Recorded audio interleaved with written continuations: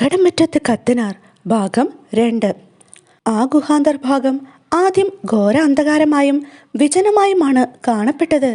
കുറച്ചു ദൂരം കഴിഞ്ഞപ്പോൾ അവിടമാകെ വിളക്കുകളും പകൽ പോലെ വെളിച്ചവും കാണാൻ തുടങ്ങി. ചെമ്മാശനെ എടുത്തുകൊണ്ട് വന്നയാൾ അവിടെ അതിവിശാലമായ ഒരു സ്ഥലത്ത് അദ്ദേഹത്തെ നിർത്തിയിട്ട് അവിടെ ഒരു പാറപ്പുറത്ത് ആസനസ്ഥനായ ഒരു ഗംഭീര പുരുഷന്റെ അടുത്ത് ചെന്ന് വിനയത്തോടെ സ്വകാര്യമായി എന്തോ പറഞ്ഞു. ആസനസ്ഥനായ മനുഷ്യനെ വന്ദിച്ചുകൊണ്ട് പഞ്ചപുച്ഛമടക്കി ചേർന്നിൽക്കുന്നുണ്ടായിരുന്നു. അവരെല്ലാം കാഴ്ചയിൽ വികൃത രൂപികളായിരുന്നു. ചെമ്മാശനാണെങ്കിൽ ആകെ പേടിച്ചുപോയി. അദ്ദേഹം മനസ്സുകൊണ്ട് കർത്താവ് തമ്പുരാനെ മുറുകെ പിടിച്ചു. അപ്പോഴാണ് അവിടെ നിന്നിരുന്ന ഭീകരരൂപികൾ ആ തലവനോട് ചോദിച്ചത്, തമ്പ്ര, ഇപ്പോൾ കൊണ്ടുവന്ന ഈ മനുഷ്യനെ ഞങ്ങൾ മുറിച്ച് പങ്കുവെച്ച് തിന്നോട്ടെ? നിങ്ങൾ സ്വല്പം ക്ഷമിക്കുവിൻ. ഇവനൊരു മര്യാദക്കാരനാണ് എന്നാണ് എനിക്ക് തോന്നുന്നത്. ഞാനൊന്ന് പരീക്ഷിച്ചു നോക്കട്ടെ. ഇവൻ നമ്മോട് കൂടി ജീവിക്കാൻ യോഗ്യനല്ല എന്ന് കണ്ടാൽ നിങ്ങൾക്ക് ഞാൻ വിട്ടു തന്നേക്കാം. ഏതായാലും നിങ്ങൾ ഇപ്പോൾ ഇവിടെ നിൽക്കണ്ട, പൊയ്ക്കൊള്ളുവിൻ. ഞാൻ വിളിക്കുമ്പോൾ വന്നാൽ മതി. ഇത് കേട്ട് ആ പ്രാകൃത രൂപികൾ വിഷാദത്തോടെ മടങ്ങിപ്പോയി. ഉടനെ ആ നേതാവ് പേടിച്ചു നിൽക്കുന്ന പൗലോസ് ചെമ്മാശനോട് ചോദിച്ചു, അല്ലയോ യുവാവേ, നീ ആരാണ്? പൗലോസ് ചെമ്മാശൻ താൻ എങ്ങനെയാണ് ഇവിടെ എത്തിയതെന്ന് ആ നേതാവിനോട് തുറന്നു പറഞ്ഞു. ചെമ്മാശന്റെ നിഷ്കളങ്കതയും മര്യാദപൂർവമായ സംസാരവും ആ നേതാവിന് ഒത്തിരി ഇഷ്ടപ്പെട്ടു. അദ്ദേഹത്തിന് അവനോട് അതിയായ വാത്സല്യം തോന്നി. നേതാവ് ചെമ്മാശനോട് പറഞ്ഞു, എൻ്റെ നിയമങ്ങൾ അനുസരിച്ച് ഇവിടെ താമസിക്കാൻ നിനക്ക് സമ്മതമാണെങ്കിൽ നിനക്കിവിടെ എല്ലാ സൗകര്യങ്ങളോടും കൂടി സുഖമായി കഴിയാം. ഒന്നിനും ഈ ഗുഹയിൽ നിന്ന് പുറത്തു പോകേണ്ട. എങ്ങനെയായാലും നിനക്ക് ഈ ഗുഹയിൽ നിന്ന് പുറത്തു പോകാൻ ഒരിക്കലും സാധിക്കില്ല. ഇവിടെ വന്നു ചേരുന്നവരെ വിട്ടയക്കുക പതിവില്ല. നമ്മുടെ ആജ്ഞ അനുസരിക്കുന്നവരെ ഇവിടെ സുഖമായി താമസിപ്പിക്കും. അല്ലാത്തവരെ ഇവിടെയുള്ള നരഭോജികൾ ഭക്ഷിക്കും. അങ്ങനെയാണ് ഇവിടുത്തെ പതിവ്, അദ്ദേഹം പറഞ്ഞു. ഇത് കേട്ട് ചെമ്മാശൻ ചിന്തിച്ചത് ഇങ്ങനെയാണ്, ഈ ദുഷ്ടനെ അനുസരിച്ചില്ലെങ്കിൽ മരിക്കും. ഇവൻ്റെ ഇഷ്ടമനുസരിച്ച് ഇവിടെ താമസിച്ചാൽ ഏതെങ്കിലും ഒരു കാലത്ത് ദൈവകൃപ കൊണ്ട് ഇവിടെ നിന്ന് രക്ഷപ്പെടാൻ സാധിച്ചാലോ?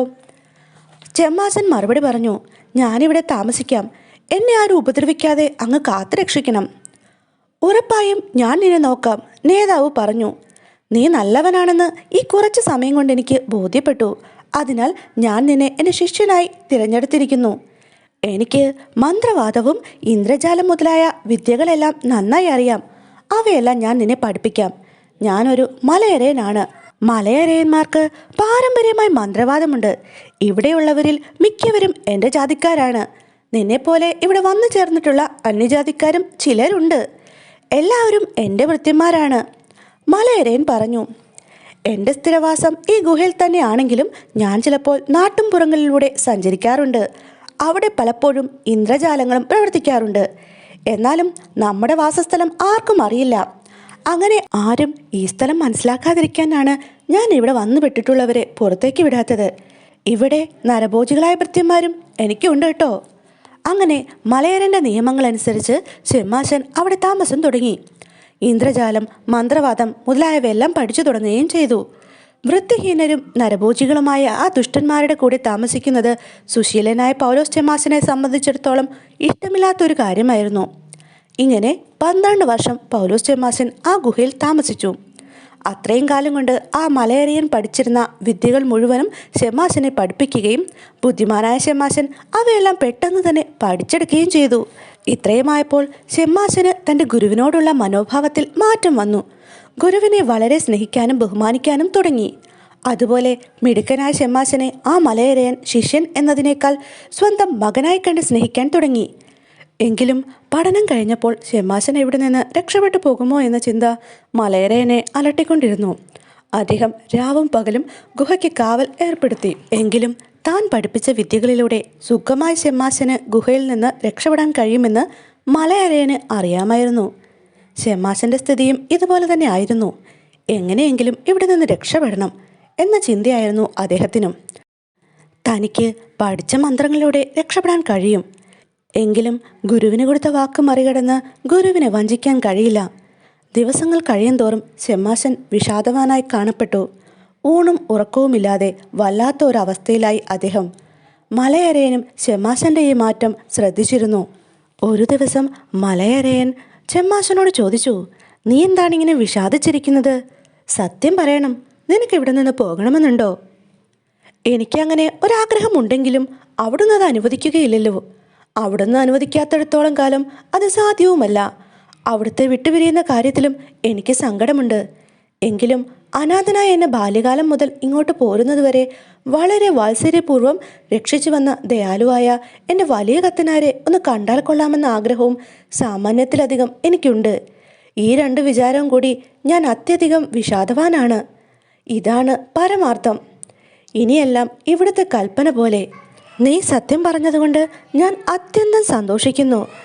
നിന്നെ വിട്ടുപിരിയുന്ന കാര്യം നമുക്കും വളരെ സങ്കടമുള്ളതാണ്. നിന്നെ ദുഃഖിപ്പിക്കുന്ന കാര്യവും അങ്ങനെ തന്നെ. ഇവിടെ വരുന്നവരെ വിട്ടയക്കുന്നത് നമ്മുടെ പതിവിന് വിരോധവുമാണ്. ഞാൻ മനസ്സാലെ നിന്നെ വിട്ടയച്ചാൽ ഞാൻ ഒരു സ്ഥിരതയില്ലാത്തവനാണ്, വാക്കിന് വിലയില്ലാത്തവനാണ് എന്നായിരിക്കും ഇവിടെയുള്ളവർ വിചാരിക്കുക. അതിനാൽ ഞാൻ അപ്രകാരം ചെയ്യുകയില്ല. എങ്കിലും നിന്റെ മനസ്സുപോലെ ചെയ്യുന്നതിന് ഞാൻ അനുവദിച്ചിരിക്കുന്നു. ഞാനൊന്നും അറിഞ്ഞില്ലെന്ന ഭാവത്തിലിരുന്നോളാം. നമ്മുടെ കാവൽക്കാരറിയാതെ പോകാൻ നിനക്ക് സാമർഥ്യമുണ്ടെങ്കിൽ അങ്ങനെ ചെയ്തോളൂ. നിനക്ക് നിന്റെ ആദ്യ രക്ഷിതാവിനെ കാണണമെന്ന് ആഗ്രഹിക്കുന്ന സ്ഥിതിക്ക് നീ എന്നെയും കാലാന്തരത്തിൽ മറന്നു കളയില്ലെന്ന് ഞാൻ വിശ്വസിക്കുന്നു. എൻ്റെ ജീവനിലെടുത്തോളം കാലം ഞാൻ അവിടുത്തെ വിസ്മരിക്കുകയോ അവിടത്തെക്കുറിച്ചുള്ള ഭക്തി ബഹുമാനങ്ങൾക്ക് കുറവ് വരുത്തുകയോ ചെയ്യുകയില്ല. ഷമ്മാശൻ മലയരയന് വാക്ക് കൊടുത്തു. എന്നാൽ നീ ഒരു കാര്യം കൂടി എനിക്ക് വാക്ക് തരണം. ഇവിടെ നിന്ന് പുറത്തു പോയാൽ എന്നെക്കുറിച്ചും ഈ സ്ഥലത്തെക്കുറിച്ചും ആരോടും ഒന്നും പറയുകയില്ലെന്ന്. ഷമ്മാശൻ ഇത് കേട്ട ഉടനെ സസന്തോഷം സത്യം ചെയ്തു. എന്നിട്ട് ഗുരുവിനെ വന്ദിച്ച് അനുഗ്രഹം വാങ്ങുകയും അന്ന് രാത്രിയിൽ തന്നെ ചില വിദ്യകൾ പ്രയോഗിച്ച് കാവൽക്കാരെയും മറ്റും ബോധം കെടുത്തിയിട്ട് യഥേഷ്ടം ഗുഹയിൽ നിന്ന് പുറത്തിറങ്ങി പോവുകയും ചെയ്തു.